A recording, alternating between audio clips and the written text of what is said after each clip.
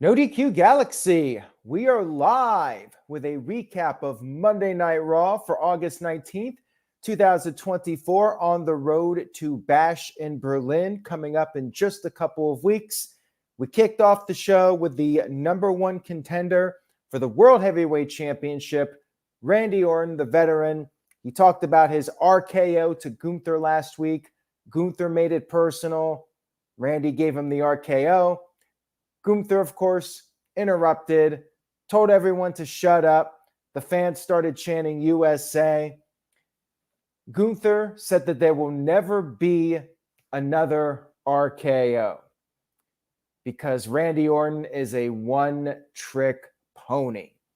We then had Ludwig Kaiser, Gunther's ally, attack Randy Orton, left him laying.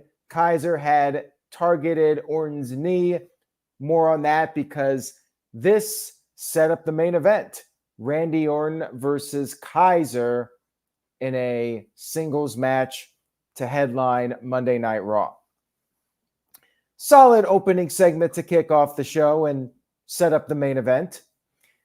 We had our first match of the evening, which was Sheamus versus Pete Dunne.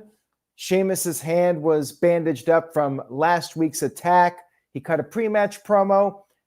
This was a really good match between these two. I very much enjoyed this one.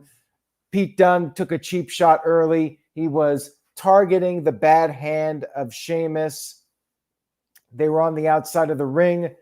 Sheamus's hand was placed on the steel steps, and Dunne stepped on it. And then after the commercial break, Sheamus was daring Dunne to keep the attacks coming. Sheamus asked, "Are you butch or are you bitch?" And Dunne just unloaded on Orton, or not Orton. Man, I have Randy Orton and Kaiser on the brain here. We're live, pal. Dunne unloaded on Sheamus, and then Sheamus finally was able to make his comeback. He power slammed Dunne. Went for the 10 beats, but Dunne once again went after the hand of Sheamus. Then Dunne started to gloat a little bit. That allowed Sheamus to take advantage. He popped up, gave Dunne the 10 beats, did 10 more for good measure. Dunne, though, was able to avoid the bro kick. And then Dunne came off the top with a moonsault attempt, but Sheamus countered it with a knee strike in midair. Crowd popped big for this. They chanted, "This is awesome." And then Dunne hit a sit-down power bomb out of the corner, but Sheamus kicked out. And then they came up with a really cool and unique finish. So Dunne put Sheamus's hand inside the turnbuckle pad, and Sheamus was trapped. But then Sheamus just had a burst of energy, and he managed to break himself out of the corner, and then he hit the bro kick to pick up the 1-2-3 victory. In all the years I've watched wrestling, I do not recall seeing a finish like this. It might have been done somewhere at some time in history, but This one was very unique, at least for me. I really enjoyed it, and I always give them credit when they can come up with something that's different when we've pretty much seen everything. Great job by these guys. Awesome match. Definitely worth checking out if you missed it. Now, backstage, Kofi Kingston was with Xavier Woods. Kofi wanted to know if things were okay. Kofi made it clear that nobody can replace Big E. Kofi said since they are veterans, they can help Odyssey Jones. And then Odyssey popped in. He gave Xavier a big hug. Xavier was all smiles, but you could tell kind of a fake smile from Xavier. He's still not really thrilled with this whole situation that's going on with Odyssey Jones being their teammate. We had a great Braun Breaker video package, just continuing to hype him up as the IC champion. We then had Chad Gable approach Ivy Nile backstage after she attacked Maxxine Dupri on last week's show. She just said that she tried. She gave Maxxine a chance, and that's on her now. Gable then said after they take care of business on Raw, they got some unfinished business to settle with the Wyatt Six. We had Maxxine Dupri versus Ivy Nile, which really wasn't a match, but more of an angle, because we had Maxxine with a fury of offense. Like, she went right after Ivy, gave her a fisherman's suplex on the floor, sent her over the announce table, but then back in the ring, Ivy caught Maxxine with a kick. And as soon as this happened, the match was pretty much over because the lights went out. We had Nikki Kross appear in the ring, and then the rest of the Wyatt Six appeared. They took out American Made. Crowd chanted, "You effed up," which got censored by the USA Network. And then Gable was all by himself. Uncle Howdy then popped in, and Uncle Howdy laid out Chad Gable with the Sister Abigail. And this was a setup for next week, where it will be one-on-one. First time in a match on Raw, we will see Uncle Howdy versus Chad Gable. Poor Chad. I mean, he's on TV every week, but clearly he's doing the job here next week to Uncle Howdy. I do not see Uncle Howdy losing his first match on Raw next week. Good angle sets up next week. It was entertaining for what it was. We had a Damian Priest and Rhea Ripley video package to hype up the tag team match coming up. They said Liv and Dominic's days are numbered. They're going to get their punishment. Rhea Ripley called Liv Morgan a discount version of her, and they said they were just they were the ones that were protecting Dominic, in particular Rhea Ripley.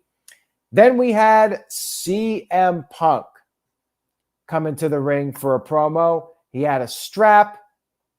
We all knew where this was going based off of last week. I mean, I think everyone could guess where this was leading to.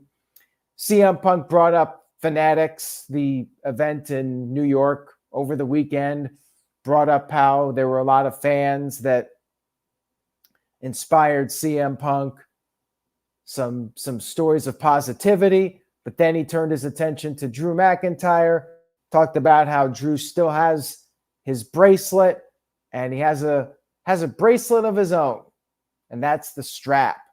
And he officially challenged Drew McIntyre to a strap match.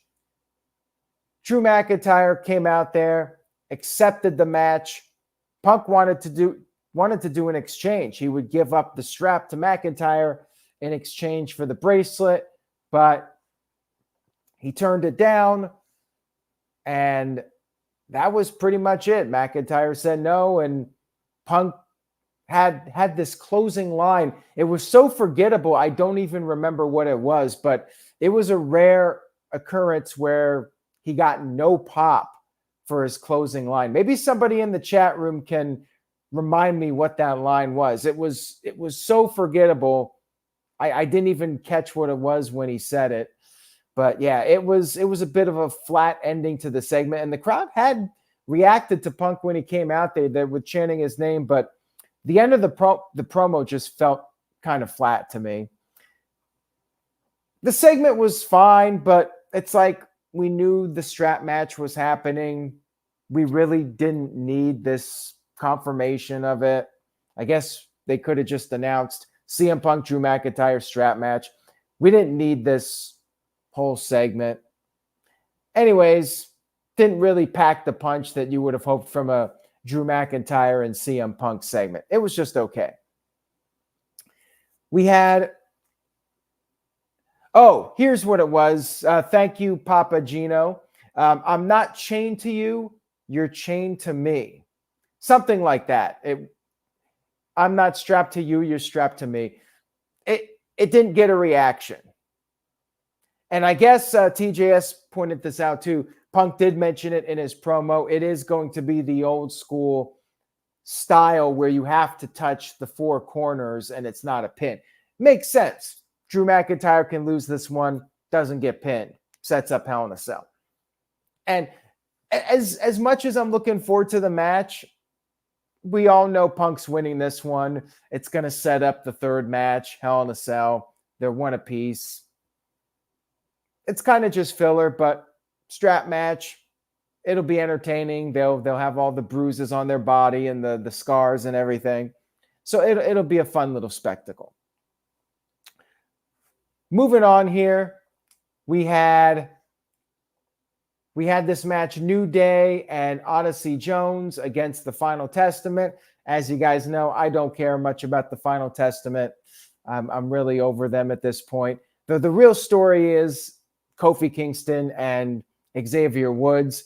Now, Kofi tagged himself in very early on when Xavier was in there.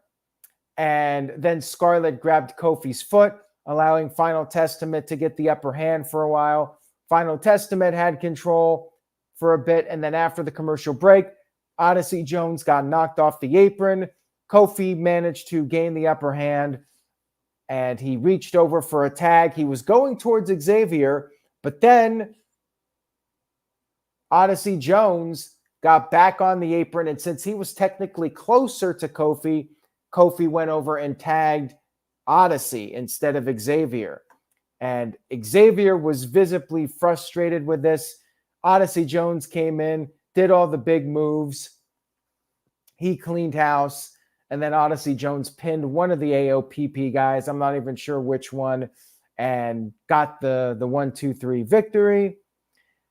The most interesting thing is, of course, the Kofi and Xavier storyline. The plot thickens here. And crossing my fingers, we might actually get the New Day split. Not this week, but they're continuing to tease dissension. If they end up getting back together, I don't know how I'm going to feel.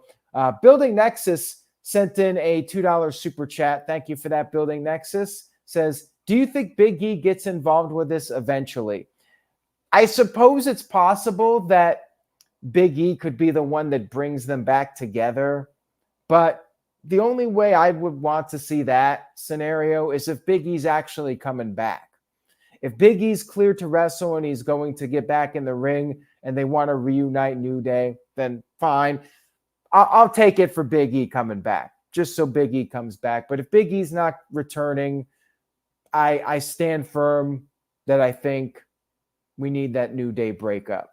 And I'd like to see the Xavier turn. I don't think Kofi as a heel would work. I think that Xavier could pull it off a lot better. So I think we need to see that Xavier turn if Big E is not coming back to WWE to wrestle. We had that video from SmackDown off of the Wild Samoans who passed away. We got a replay of that video. Another classy, very well-made video. Then we had big Bronson Reed versus The Miz in my specialty, the no DQ match.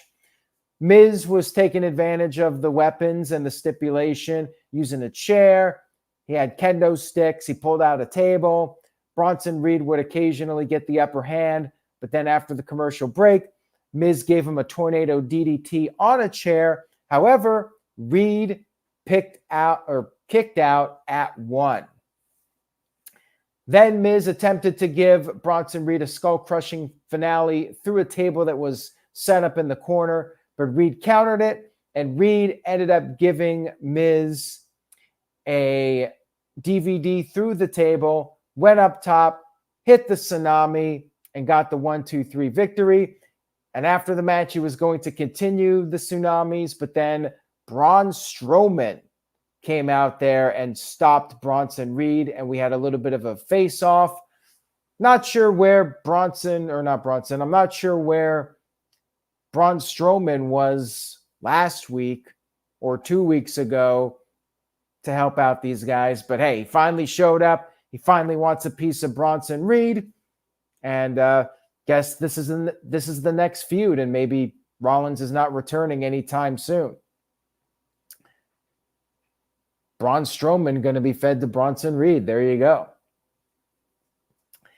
We had Sheamus cutting a backstage promo, and he was interrupted by Ludwig Kaiser, who's in the main event, and Kaiser suggested that they settle things once and for all, and Sheamus agreed to that, but said he's going to enjoy watching Kaiser take the RKO in the main event. We had Braun Breaker interviewed backstage. He made a reference to his uncle. He said he comes from a highly educated university, which is something Scott Steiner said back in the day. And then Breaker revealed that there will be a tournament to determine his next challenger. To be honest, I'm a little sick of tournaments. King of the Ring, Queen of the Ring, plus all the AEW tournaments. Couldn't have we just done like a fatal four-way match or something next week? Winner gets the next crack.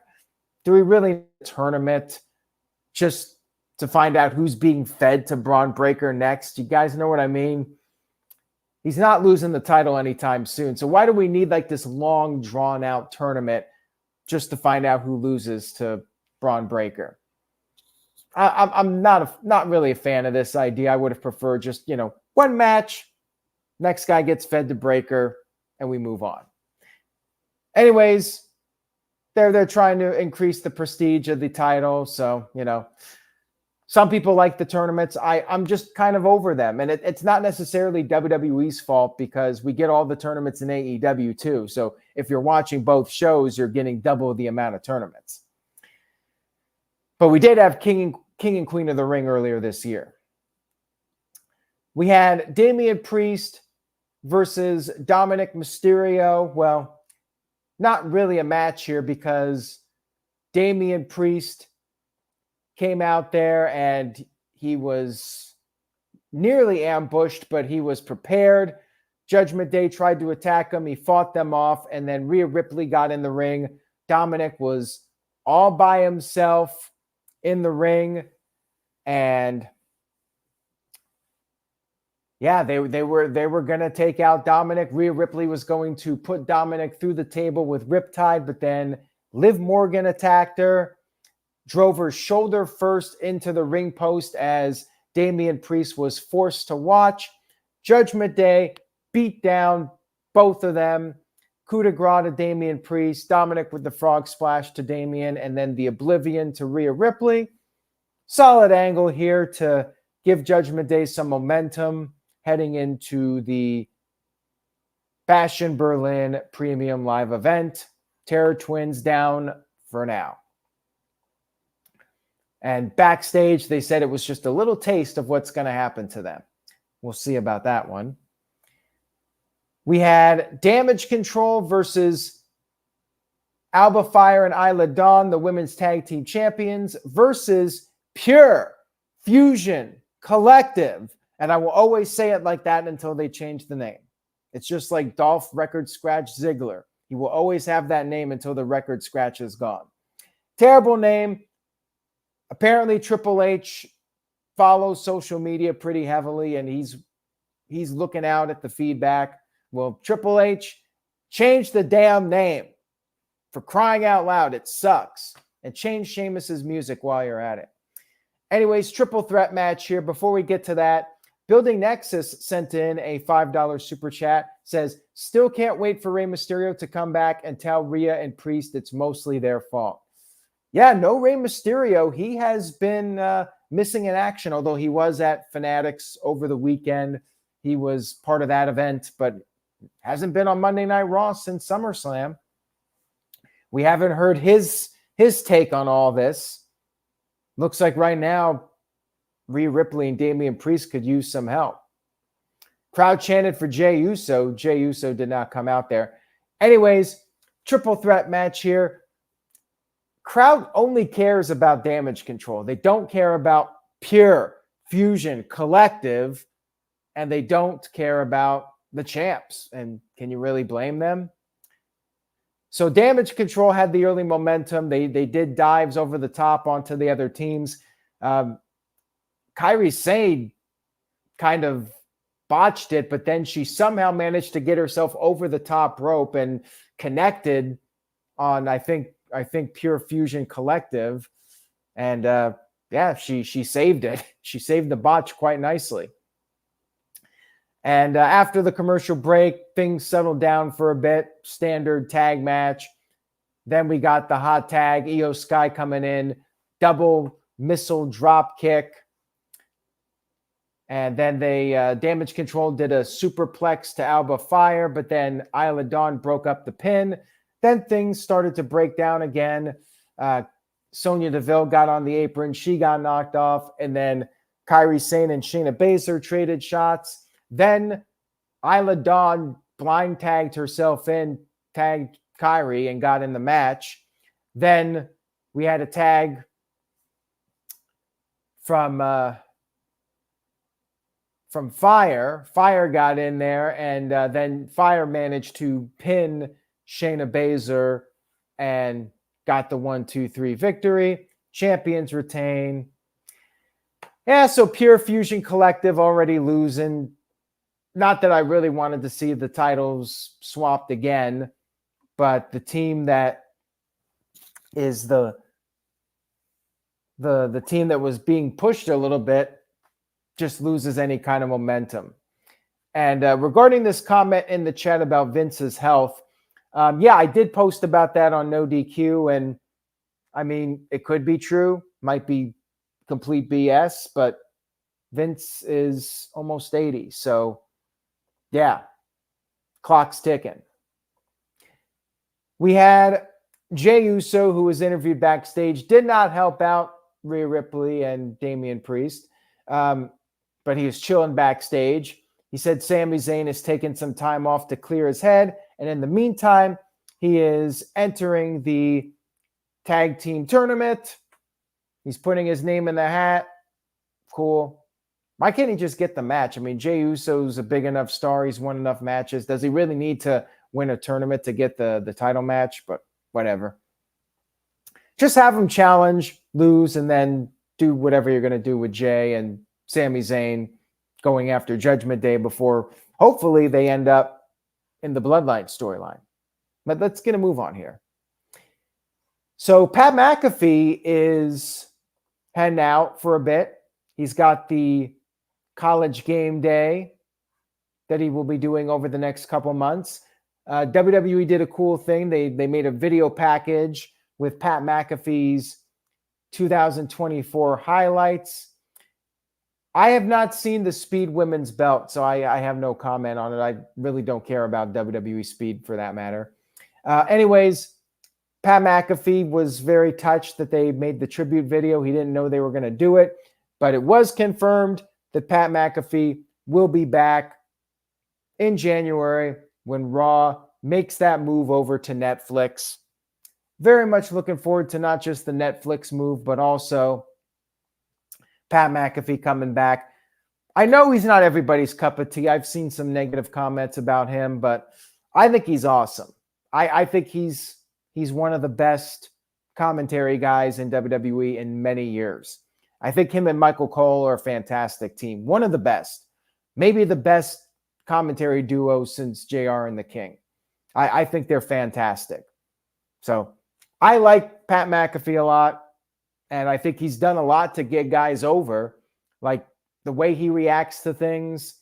He reacts to Braun Strowman, the big son of a bitch. Like, he's just great. He has so much passion for WWE. And it really makes it more exciting as a viewer. When the commentary guy is having fun and he's enjoying it, I think it translates to the people watching. For the most part. Obviously, some people think he's annoying. But I love the guy. And I will miss him. We had our main event of the evening. Randy Orton versus Ludwig Kaiser. Match was fine. It was your average TV main event. Very predictable. I mean, come on.